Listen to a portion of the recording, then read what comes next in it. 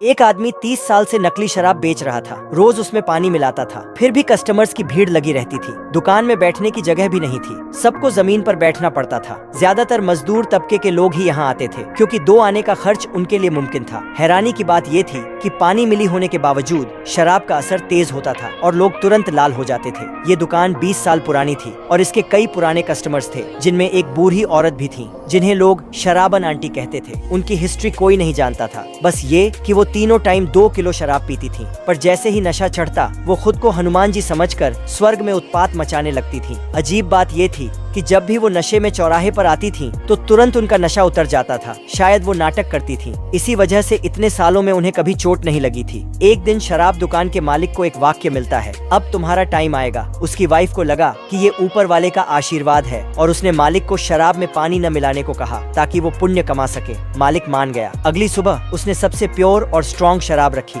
शराबन aunty तुरंत छकने आ गईं। इस बार शराब ज्यादा तेज थी और थोड़ी देर में ही उनका चेहरा लाल हो गया। उन्हें लगा पूरी दुनिया घूम रही है और वो अपने मोटे कमर मटकाने लगी। नशे में वो जमीन पर गिर गईं और घर भी हिलने लगा। जब वो दोबारा उसी चौराहे पर पहुंची, तो हमेशा की तरह होश में नहीं आ पाईं और चक्कर खाते हुए सामने की तरफ चलने लगी। उन्होंने तेजी से आती जाती गाड़ियों पर ध्यान नहीं दिया। तभी एक कार गुजरी और धड़ाम की आवाज आई। पूरा माहौल शांत हो गया और शराबन आंटी अब नहीं रही। ये देखकर मालिक अविश्वास के साथ जमीन पर बैठ गया। उसे समझ नहीं आ रहा था कि वो तो अच्छा काम करना चाहता था, पर इसके बजाय उसने शराबन आंटी को ही खो दिया। क्या उसका अच्छा काम वाकई गलत था?